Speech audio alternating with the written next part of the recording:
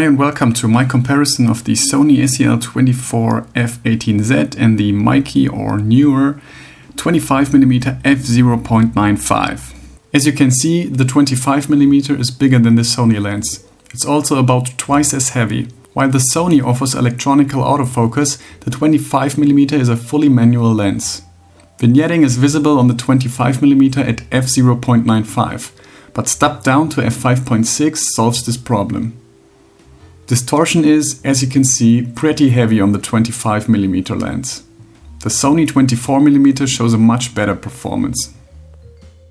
Alright guys, at first let's take a look at the 25mm at f0.95. So this is our first picture. I try to focus on the bike. So let's crop to 100% and yeah. We see a lot of ghosting, some purple fringing in these metal parts here. Yeah, I don't have to say too much to it. It's just, yeah, what's really weird, I also observed that in my review of the 25mm, that in the extreme corners, as you can see, somehow we have sharpness, more sharpness than in the rest of the photo. And if you take a look on the right side here, it's the same thing. I don't know why that is, but kind of weird. So this is what you get when you shoot at 0.95. So this is the 25mm 1.8 on the right side. So step down to 1.8, 0.95 on the left side. So let's take a closer look at that, how much quality improves. Yeah, you definitely see that the amount of ghosting is now really on a much better level. Still some purple fringing, but now the sharpness, I would say, sharpness or general quality is okay for 1.8. Much more detail here in the leaves, more contrast and looks better definitely, and again much more sharpness in the extreme corners. So this is now the 24mm 1.8 on the left side and both at f1.8. Let's crop in and ooh, now that's a big difference. As you can see, the 24mm is really perfectly sharp, I would say, in that case. And the 25mm really looks, yeah, you see the ghosting still now in comparison. So this one goes definitely to the 24mm. Yeah, except on the extreme corners, the 25mm can keep up. So overall, this one goes to the 24mm. So now let's step down to f5.6 on the left side and to f5.6 on the right side. Let's crop in and okay. Now that's hard to tell, but at least for the bike it looks like the 25mm is a bit more sharpness. I would say, yeah, they're pretty much the same, but a bit more sharpness goes to the 25mm. What about the leaves in the background? The more we go to the outside, as you can see here, the 25mm really lacks sharpness. So let's take a look at the right side. Here. Yeah, that's... So the 24mm is overall better at f5.6, but at least in the center the 25mm really can't keep up, or maybe it's really a tiny bit better. Right now again, just the 25mm at 0.95. On this photo I was always focusing on this plant here in the middle. Yeah, if you see this you would say that's not good manually focused, but really I tried very hard. This was the best I could get out of it. Here we see some purple fringing. Everything really more soft than sharp. Let's compare the 25mm on the left side at f0.95, on the right side at f1.8. And let's take a closer look. Yeah, stepping down to f1.8 really improves sharpness. You can see much more details back here in the wood. We can now read the sign. Purple fringing is still in place.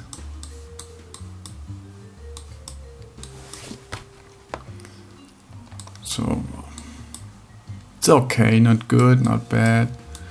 Okay for f1.8. So let's compare this to the SEL24 at f1.8. Now that's again much more sharpness on the 24mm. Even on this bush in front of it. It's at f1.8. Can clearly see every letter of the sign now. No purple fringing here. Much more sharpness. It's really good performance of the 24mm. Now let's go to f5.6. Okay, now can you believe that? Look at this wood here. We have much more texture on the 25mm, much more sharpness and detail than on this one. It's amazing. So in the center at f5.6, the 25mm is really much more better than the 24mm Zeiss lens. Yeah, look at this. This is really sharp. 25mm. No purple fringing. Impressive performance of the 25mm. But let's take a look at the corners. Corner sharpness is better on the 24mm again. Alright, another photo. Let's take a first look on the 25mm at f0.95. We can see a lot of vignetting here up in the sky. And here on the right side and there. So a lot of vignetting. I was focusing on this side of the wall, this building. Yeah, it looks like the building is leaning to the right side, but that's because of the bad distortion performance of the 25mm. And here we have heavy purple fringing. It's really bad, actually. And here again, Alright, so let's compare the performance at 0.95 on the left side with the performance on f1.8. So let's take a look at the fringing. It's still there. Not that bad, but still there. Okay.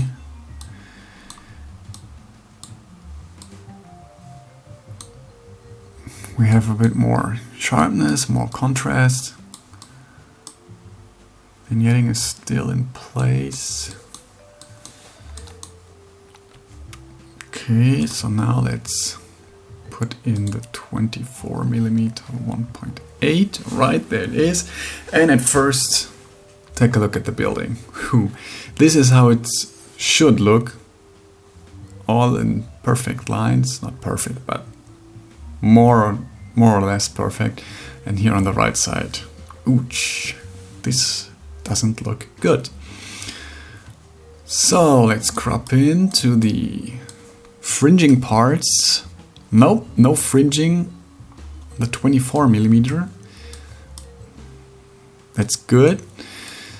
And sharpness, yeah, definitely goes to the 24mm.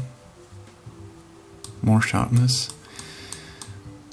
Look at the difference in the sky here, no vignetting. Let's dump them both down to f5.6. And yeah, chromatic aberrations are gone on the 25mm. So now let's take a look at sharpness.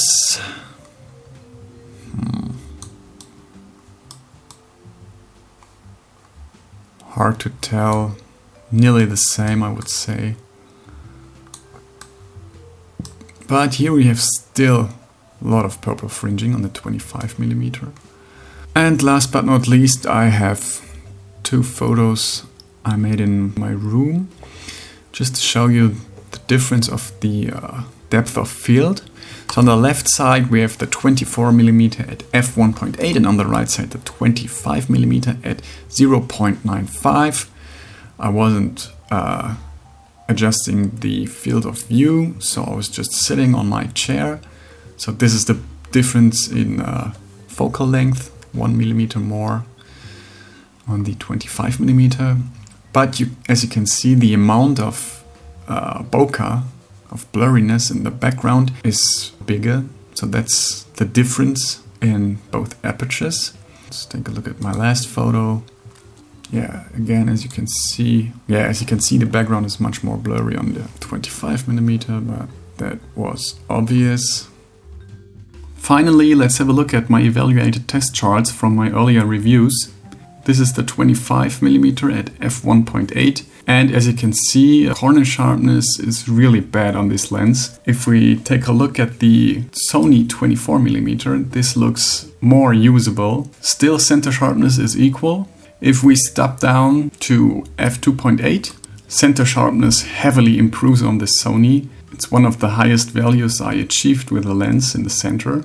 If you look over to the 25mm, center sharpness also increased a bit, but you still have a big lack of corner sharpness. If we step down to f5.6 on 25mm, the center sharpness is just like the 24mm at f2.8, very high with 8 points in the center. But still, the more you move to the corners, the less sharp your image becomes, except for the extreme corners. I don't know how that works, but that was definitely observable on all of my test photos. And if you compare this to the Sony 24mm at f5.6, you can clearly see that Sony 24mm is more continuous and therefore more usable from my point of view. Alright, hope you guys liked my comparison. Make sure to watch my more in-depth reviews on my channel and have a nice day everybody. Bye bye.